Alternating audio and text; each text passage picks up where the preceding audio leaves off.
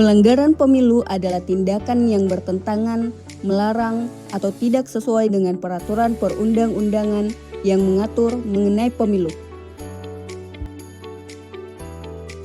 Dalam proses penanganan pelanggaran pemilu, Bawaslu setidak-tidaknya menggunakan 3 peraturan perundang-undangan. 1 di antaranya adalah undang-undang dan 2 lainnya adalah peraturan Badan Pengawas Pemilihan Umum. Berikut simulasi prosedur dan mekanisme penanganan pelanggaran tindak pidana pemilu. Laporan dapat disampaikan secara langsung ke kantor Bawaslu dengan membawa informasi dan bukti yang dimiliki. Sesuai Perbawaslu nomor 7 tahun 2022, pelapor dapat berasal dari warga negara Indonesia yang memiliki hak pilih, peserta pemilu, atau pemantau pemilu. Setelah laporan disampaikan, petugas penerima laporan akan mencatat dan menuangkan seluruh informasi yang diberikan oleh pelapor ke dalam sigap lapor atau ke dalam formulir model B1. Selanjutnya, pelapor atau kuasanya wajib menyerahkan dokumen pendukung berupa fotokopi kartu tanda penduduk elektronik serta bukti-bukti yang mendukung laporan dugaan pelanggaran tersebut. Setelah seluruh dokumen diterima, petugas penerima laporan akan memberikan 1 rangkap formulir model B3 kepada pelapor sebagai tanda bukti bahwa laporan telah diterima untuk diproses lebih lanjut. Setelah laporan diterima, pengawas pemilu menyusun kajian awal terhadap laporan dengan menggunakan formulir model B7. Kajian awal ini bertujuan untuk menilai terpenuhi atau tidaknya syarat formil dan syarat material dari laporan yang disampaikan. Kajian awal yang telah disusun selanjutnya dibahas dan diputuskan oleh pengawas pemilu melalui rapat pleno. Dalam rapat pleno, pengawas pemilu melakukan penilaian terhadap seluruh hasil kajian untuk menentukan kelanjutan penanganan laporan. Apabila laporan dinyatakan memenuhi syarat formil dan material, proses penanganan dilanjutkan ke tahap pembahasan pertama. Pada tahap ini, pengawas pemilu bersama Sentra Gakumdu melakukan pembahasan untuk mengidentifikasi dan menentukan pasal yang relevan terhadap peristiwa yang dilaporkan. Rapat pembahasan pertama bertujuan untuk mencari dan mengumpulkan bukti-bukti awal, serta menilai apakah telah terdapat bukti permulaan yang cukup untuk menindaklanjuti dugaan tindak pidana pemilu. Selanjutnya, pengawas pemilu melanjutkan proses penanganan dengan melakukan klarifikasi. Tahapan ini bertujuan untuk memperoleh keterangan dan informasi yang lebih lengkap terkait dugaan pelanggaran yang dilaporkan. Dalam proses klarifikasi, pengawas pemilu dapat meminta kehadiran pelapor, terlapor, saksi dan atau ahli untuk memberikan keterangan yang diperlukan.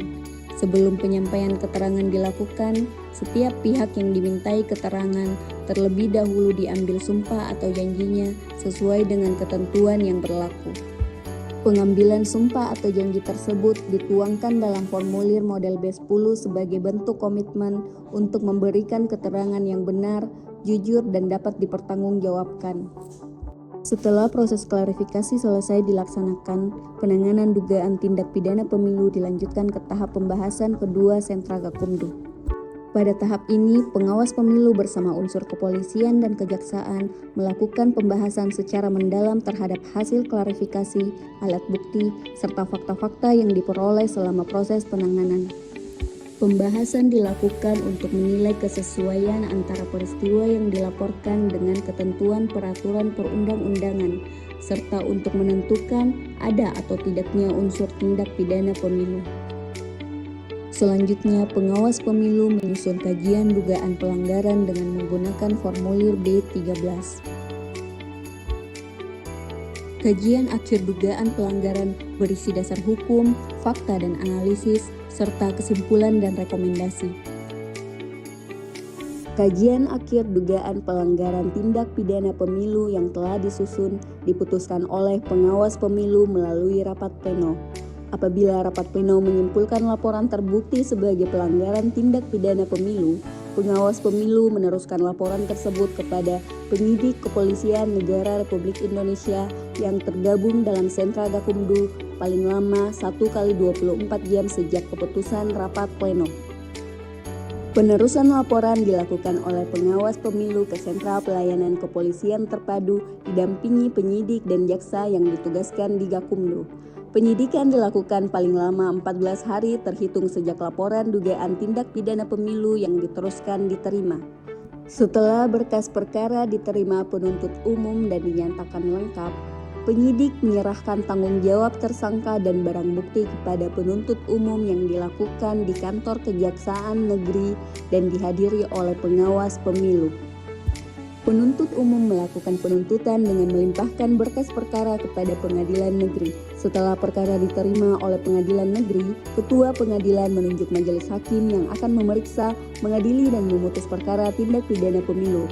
Mengingat tindak pidana pemilu merupakan perkara yang memiliki batas waktu penanganan khusus, proses persidangan dilaksanakan secara cepat sesuai dengan ketentuan peraturan perundang-undangan. Setelah seluruh rangkaian persidangan selesai, majelis hakim bermusyawarah untuk mengambil keputusan berdasarkan fakta yang terungkap di persidangan, alat bukti yang sah, dan ketentuan hukum yang berlaku. Pada tahap akhir, majelis hakim membacakan putusan dalam sidang terbuka untuk umum. Setiap tahapan dilaksanakan berdasarkan ketentuan peraturan perundang-undangan yang berlaku, dengan mengedepankan prinsip profesionalitas, akuntabilitas, transparansi, serta kepastian hukum.